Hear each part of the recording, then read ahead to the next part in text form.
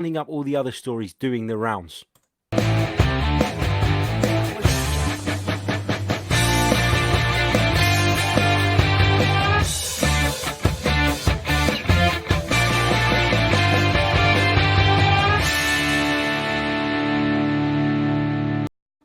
Hello, welcome back to the Chronicles of a Gooner. As ever, I'm your host, Harry Symeou, and on today's edition, as I said, we'll be looking back at the friendly against Angers in France, marking their centenary. Arsenal were the very special guests for that. But we're going to be talking about Laurent Koscielny, Facebook, wherever it may be. Big hello to you guys. And don't forget that we'll be back this evening. We'll be live with our fans phone-in show between 9 and 10 p.m. this evening live. We'll be streaming it right here. So if you know Emery's press conference was this. Unai Emery basically said that at the moment Laurent Koscielny wants to leave. He said that he's trying to convince the club captain to stay in North London, but admitted the French international wants to leave. The Spaniard said at the moment his decision is to leave, and we're also thinking if we can improve with other players and how we can help with him. He's a very important player for us. We are speaking with him and with the team about my responsibilities, the club's responsibility, and his responsibility. So Laurent Koscielny set to leave Arsenal. It looks like he wants out. What Arsenal will do, I don't know. Will they go out and get another centre back? You'd hope so, because of course losing Laurent Koscielny would leave us a little bit short. There's no doubt about that. Let me know what you think in the comments. Are you happy for Laurent Koscielny to leave? Are you only happy for him to leave if we bring in a replacement? What is your sort of thoughts on that situation at the moment? Let's go on to the game against Angers, which took place in France yesterday. Arsenal winning on penalties in the end. And I'm going to divert you over to our website for this one, the chroniclesafc.com. If you ever want to check it out, chroniclesafc.com, and you can find there'll be new blogs, there'll be lots more content on there this season. And this piece was written by one of our new writers, Jay Bayford. So a massive shout out to Jay. It's a great match report, and he speaks about the game yesterday, runs you through what happened. To be honest, like I said, it wasn't a great game, not that much to discuss. I've seen a lot of people, though, in reaction to the game, having a go at Shkodran Mustafi. And again, I want to reiterate the point. It's not about defending Shkodran Mustafi. It is about acknowledging that Arsenal's defensive issues run a lot deeper than Shkodran Mustafi. And I thought that Zek Medley was actually at fault for the Angers goal yesterday. Lots of people pointed the finger at Mustafi, but it was Medley that was caught flat on his feet. He allowed the runner to get in behind, etc., etc. And I think that people need to give Mustafi a break on that one. Not saying he's good enough, though. It's a completely different debate. And, I just want all players to be judged fairly. And I feel like at times he's one of the players that gets absolute pelters for no real reason at all. Let's go over to your comments quickly while we're here. George says, I was extremely disappointed with the game yesterday, Harry. Is it fair to say we kind of overrate our players sometimes, or Unai is not up for it? George, people who listen to this podcast on a regular basis will know that I'm not overly convinced about Unai Emery at this point. For me, he let us down at the end of the season. The players did too, but Unai Emery has to take a lot of responsibility for that also. And I want to get on board with him, and I hope that in the new season I can do so more, and I hope that we don't see some of the errors that we saw last season and that they were just teething problems. But at this stage, it is fair to say that Unai Emery should still be under scrutiny. He's not achieved what he needed to last season, and I know that Arsenal are said to spend a lot of money this summer, and we're waiting for the announcement on Nicolas Pepe, etc., etc. But that doesn't mean that the tactical side of the game is going to be better. So that's my concern at the moment. Dro the Gooner says, will Rennes pay a transfer fee for Laurent Koscielny?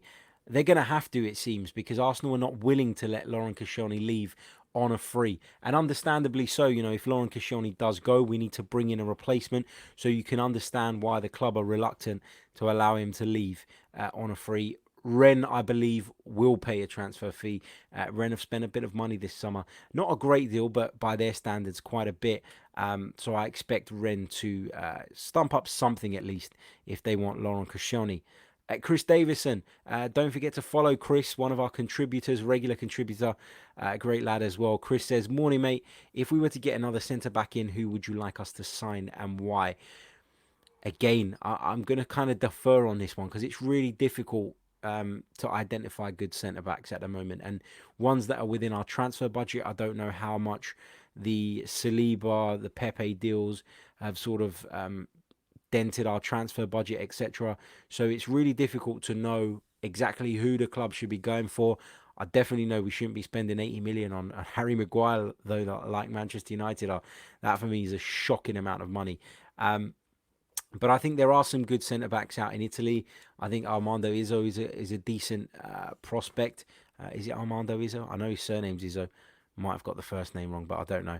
Anyway, I know he's a decent player. Seen a bit of him at Torino last season, learning under Walter Mazzari, who is a top defensive coach. So it's always good when you get defenders that have been under his stewardship. So that's a player that I'd consider. But there are lots of players on the continent, and I don't think that we should be bogged down with this Premier League experience thing, and going for someone like, for example, Gary Cahill. A lot of people talk about him. Would I have him at Arsenal? I guess he could plug a hole for a short period of time, but is that the direction that Arsenal really want to be going in? I'd say no. The next comment, Young Burkamp, that's a great name. Two of my favourite Arsenal players ever. Koscielny angers me. I understand, mate. It is really, really frustrating. Um, it is really frustrating to know that your player wants to leave and he's your captain, and we've stuck by him for many years, and he's not always been great. He's had injury problems, etc. So, of course, completely understand why people feel that way towards Laurent Koscielny. Daryl B _123. I don't mean to go overboard, but that lack of concentration and failure to track back for the Angers goal, I guess that you're saying, Daryl, that you're frustrated by that. Me too. It is something that occurs far too often, isn't it? And it's something that we need to cut out of our game. Like I said earlier on, I felt that Zech Medley was at fault for that goal, and you'd hope that we have enough players and enough quality to make sure, or not to make sure, that's the wrong word. It sounds like I'm being horrible, but to prevent Zech Medley having to be called upon. I think that's the way to put it. So I wouldn't read into that too much. Yesterday's goal, it is a friendly. If it starts happening in the Premier League, then fair enough. We've got to deal with it. And whilst I expect it to happen in the Premier League, I expect us to have defensive lapses, etc., etc. I'm not going to go overboard based on a friendly. That's just my view on it, though. Emilios _92. Harry, would you say our midfield is quite lightweight? I'd say that it is quite lightweight physically. And I know people talk about Lucas Torreira being really dogged and really, tenacious, etc., etc. But Lucas Torreira doesn't really have a physical presence. I'd say the only player that probably does in that midfield would be Granit Xhaka, but then he doesn't really put himself about. Matteo Guendouzi, I think, can have that physical presence. I think he's very dominating physically, but he's got a long way to come as well. And I think I've said this in the past, and people have criticised me for it. Matteo Guendouzi still has a hell of a lot to learn, and Arsenal cannot afford to rely on these youngsters to get us to where we need to be. That's the reality. That's the long and short of it. Sam Abrahams, it's nice to see Arsenal actually doing the business, decent business, sorry, and making sure we get properly compensated for our players. I think we're setting ourselves up nicely for a resurrection. Sam, I hope you're right. I hope that we announce the Pepe deal. We get a couple more deals over the line. Tierney would be a good signing, in my opinion, and hopefully a centre back as well, just to bolster things there. That would be great. That would be fantastic. Let's see though, because if we do get Pepe, which we are going to get Pepe, I rephrase that. We are going to get Pepe. That's done. That's great, and it bolsters our attack. But for me, it's still not addressed those areas that really, really need addressing. The 10 rules of game. Pepe and Ozil link up will be mad assist. Yeah, I agree. It'll be a really, really good combination if you've got Ozil, Pepe, Aubameyang, Lacazette. But can you accommodate all of those? You can if you've got the right setup defensively, if you've got the right players. And at the moment, I'm not sure we have that. So be interesting to see how Emery blends that all together. Don Juan Galimeras, good morning in Greek, hello in Greek, whatever you want to call it. Hello to you too, my friend. Um, Tony Flowers, I hope the Pepe thing isn't fake. I don't think it is, mate. I don't think we would have got to this point, seeing leaked photos, etc., etc. If it was, can understand why they didn't announce it yesterday. Of course, there was a game, but I fully expect them to announce it this afternoon or something like that. So I'm sure I'll be back on here doing another live later on. And a quick plug as well. I've said it already, but the football fans phone in, the Arsenal phone in that we do is back tonight, 9 p.m. We'll be live on all these platforms: YouTube, Facebook, Twitter, etc. So if you want to come and join us, have your say live on air, feel free. All you need to do is DM us on Twitter or on Facebook, and we will get you on. Ross Morgan, hi Harry, the Sun, and he's asterisked it out there, are saying we are preparing a 2-year loan on Rugani. Your thoughts? I've said it before, I'll say it again. Not convinced that Rugani is the right man. Probably an upgrade on some of the players we've currently got at the club, but he hasn't really made it at Juventus. And from talking to people sort of involved in Italian football, when I do the Simply Serie A podcast, the general consensus is that Juventus are disappointed in the way Rugani's progressed. They thought that he'd come a lot further than he has, and that's why they're happy to let him go out on loan. Ryan says, hi, hello, mate. Ephraim Pong 96, to be honest, I'm really excited about the upcoming season, although we signed some decent players. Yep, I think if the deals go through, we have signed some decent players. With the talent we're bringing in, then the pressure on Unai to set us up correctly will be huge. That's from Brooks _5. Yeah, agree. The pressure is very much on Unai Emery to make the most of the signings that the club are making at the moment. He needs to get the maximum out of Pepe once that's done. He needs to continue to get the maximum out of Alex Lacazette and Aubameyang. And, he needs to get the maximum out of Mesut Ozil too, because he's not going anywhere. Been saying this for ages. Mesut Ozil isn't leaving Arsenal. So you need to find the way to get the best out of him. Ryan from Sydney, Australia. When we're going to see people, I assume you're talking about the transfers. When are we going to see them coming in? Hopefully imminently, mate. Hopefully imminently. Don Juan Raul's doing a good job so far. It appears that he is, yeah. Can't disagree with that. Let's see what else we've got here. We got Pepe on a Europa League budget. If we had a Champions League budget, we would have got Messi. That's from Jean Azzopardi. Wishful thinking, mate. Wishful thinking. Irfan Deji says, why haven't we made the announcement yet? I think that Arsenal weren't ready to make the announcement until yesterday, but of course there was a game out in Angers, and like I said, I expect Arsenal to make the announcement today. Could be wrong. Somebody's made another comment. Where is it? Let me scroll back. It's Tony who says, you think they're waiting to announce him alongside, say, another player like Tierney? Could be. That could be the case. But I just think it's about timing. I think Arsenal will do it today. And I'm putting my neck on the line here, because if they don't do it today, I'll look like an idiot. But I expect the announcement to come at some point today, to be honest. Ross Morgan, do you think there's any legs in the rumours that we're still in for Zaha, even though a deal for Pepe is imminent? No, I don't.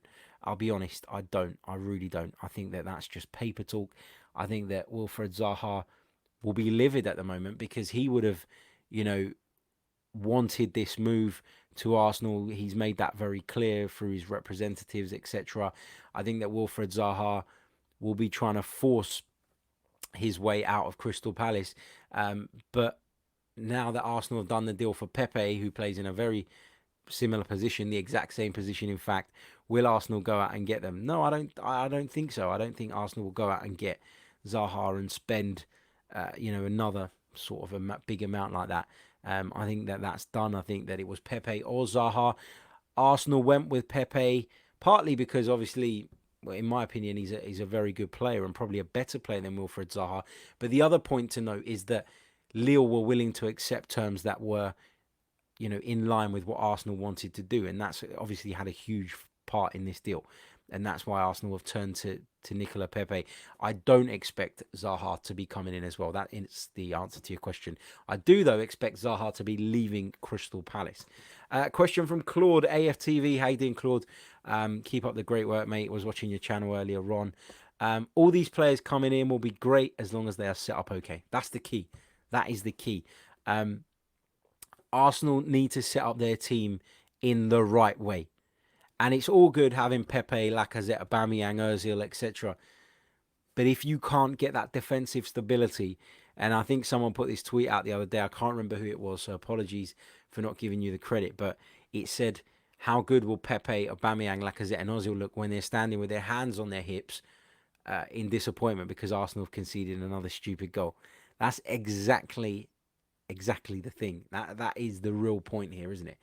Arsenal, without being able to stabilise defensively, are not going to push on any further. And that is the key here. That is the big point that needs addressing. And it's great that we're improving in the attacking sense, but we did not have a major problem in that sense last season.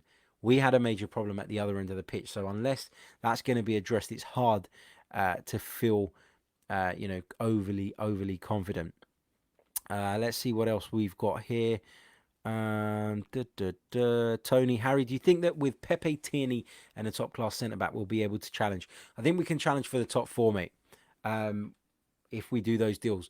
I think that challenging for the title is really difficult now because you look at last season and you look at how many points Manchester City and Liverpool accrued. If I'm not mistaken, Liverpool got 97 points and still didn't win the title. So the level of consistency that you're having to show at this moment to win the title is unreal, and it's like nothing we've ever seen before. So I don't think that Arsenal can challenge for the title. I think that Arsenal can get themselves back in the Champions League, though, and at the moment that's got to be the aim. Ed Crib _ CSA. Harry, do you think the Arsenal players seem to have a weak mentality compared to other top teams? And what can Emery do to improve the squad to better last season since nothing has changed defensively? I agree, in the sense that nothing has changed defensively. And I think, I don't want to keep banging on and saying the same thing, but that is our major problem. That is the area which Arsenal need to address first and foremost. That's the most important thing. And at this moment in time, we've not done that. Ross Morgan, do you think having 3 quick from him will get the best out of Ozil? I think if they can make the right runs, then it will, of course, bring the most out of Mesut Ozil. But I think that Mesut Ozil, he's got that moment in him, hasn't he? Do you remember that pass he done? I think it was against Burnley at home last season. Fantastic pass around the back for the left back. I think it was Monreal or Kolasinac, and they cut it back and Aubameyang slotted it in. That's the kind of pass that only Mesut Ozil can pull off, that only Mesut Ozil in that team sees. And Mesut Ozil, for me, is very important, but you need to have the platform for which he can produce on. And I don't think that's been the case in the last couple of years. And that's reflected poorly on him. That's not to say that he's been good and, all the time. No, he hasn't. We know that there's been, issues with Mesut Ozil's performance, and we know it's not always been up to the standard it should be. But to say that he's the reason Arsenal are not performing is completely wrong, in my opinion. And Arsenal have issues as a collective, and that's kind of the point that I keep going back to. And unless people recognise that and address those, then we're always going to be in the same sort of positions. The Mr. Arsenal podcast, check them out on YouTube. Do you think we should approach Leicester City and Spurs to see if we can agree something for either Toby or Maguire? If so, who would you approach first? I don't think that Tottenham would allow Toby to join us, and I know that he had a clause in his contract, but I'm pretty sure that's expired now, where there was a release clause, and Arsenal didn't go there, and Toby Alderweireld will definitely not be allowed to join Arsenal now, unless we hold out till his contract ends and get him on a free. But even then, you doubt whether he would do that, having had such a decent time at Spurs. Harry Maguire, for me, is an okay defender. He's all right. Scored a couple of goals at the World Cup with his head, and all of a sudden, people talk about him like he's the new Beckenbauer, the new Baresi. Well, he's not. And if Manchester United spend £80 million on Harry Maguire, then the world's gone mad, in my opinion. Not for me. Not the right man. Let's move on. DJ Wells. Hi, Harry. Do you think if we were to finish outside the top four again, Unai's job will be on the line? Absolutely. Unai Emery was brought into the club to get Arsenal back in the Champions League. If he fails to do that for a second consecutive season, and I know the first season was a bit of a freebie, but if he doesn't do it this season, I expect his job to be on the line. Absolutely. Irfan Deji says, thoughts on selling Asano for 1 million to Serbia? Don't really care, to be honest. Asano was never going to make it at Arsenal. It was all about selling shirts in Japan. And I truly believe that. And as horrible as it sounds, that's why he was bought. Never going to make it at Arsenal. Forget it, out the door. The quicker the better, in my opinion. Rob van der Steen says, who would you bring in as a centre-back this season? Thoughts on Rugani? I've already spoken about this, my friend, but I will just quickly reiterate that I don't think Rugani is the man. Could be an upgrade on the likes of Mavropanos, Chambers, etc. But is he the top class centre half that we're crying out for? No. So if he does come in, don't expect miracles. But I guess he could do an okay job. But like Mustafi, like some of the others within our ranks, he is known to make mistakes. He is known to have lapses in concentration. And at Juventus, you can't get away with that, and hence why they're happy to let him go. Jados, have I said that right? Says, our problem is not only defence, we need to break up play from the midfield before it goes through to the defenders. Agree, but that comes down to the shape of the team, and at times Arsenal's shape, is a complete and utter mess. Both fullbacks bomb forward. The central midfielders are often left to try and fill in gaps, and then that means that they drop back into the defence, and then our midfield is non-existent, and it all has a knock-on effect. There are lots and lots of issues which allow teams to get through directly onto our defence. I'm just going to skim through some of the comments, guys, because we are running out of time, but there is lots coming in, and I want to get through as many as possible, particularly those who haven't had their comments read out yet. Let's go to Matt Gunner 32. Would you take Welbeck back if he agreed to a one-year deal? No, I wouldn't. Especially now that we're signing Nicola Pepe, what's the point? Where does Danny Welbeck fit in? We've got two top-class centre forwards. Reece Nelson looks as though he's going to be given some opportunities this year on the flank. We've still got Alex Iwobi, we've still got Henrik Mkhitaryan, and Nicola Pepe's coming in. So, no, I wouldn't, mate. But, Welbeck is a good professional, someone to have around, when you need to call upon him. But he has got his injury problems, and I don't think that Arsenal would be sensible if they were going to pay him what he's asking for, which reportedly is around 100 grand a week. That's why he's not found a new club yet. They were talking about this on TalkSport yesterday, and he'll need to drop his demands to find a club. And I don't see how, as fans, after spending ages and ages moaning about wages and how the funds and finances of the club have been mismanaged, we can now say, yeah, go and sign Danny Welbeck back. Don Juan says, hit that like button, guys. Indeed, if you are watching on YouTube or Twitter or Facebook even, hit the like button, please. That really, really does help, particularly on YouTube. If you haven't already subscribed, make sure you do that too. Ross Taylor, we can buy all the best defenders in the world, but if Emery can't organise them, it won't work out. Agree. Don't even need to say any more. That brings us to the end of the stream, guys. Thank you so much to every single one of you who jumped on. We'll be back later on with the fans phone in, where we'll be talking about lots of other things as well. We'll be talking about the Zaha rumours. We'll be talking about Christian Bielik being allowed to leave. £10 million is the fee that we're being quoted with. Derby are looking to sign him. £10 million, that's crazy money. I'm surprised at that, because we'd heard a lot about Derby have financial issues this summer. So It remains to be seen whether that's just a rumor or not. But all of that and plenty more on tonight's Fans Phone In. That's 9 to 10 p.m. UK time. If you fancy joining us, all you need to do is DM us on Twitter at Chronicles_AFC with your name and telephone number if you're based in the UK. If you're going to be calling from abroad, we need your Skype address. That's the only way we can do it. That's how we get our international callers on. But we'll be taking your calls, open forum. Yeah, and it's your chance to say what you want to say and debate with other Arsenal fans live on air. Until then, guys, take care.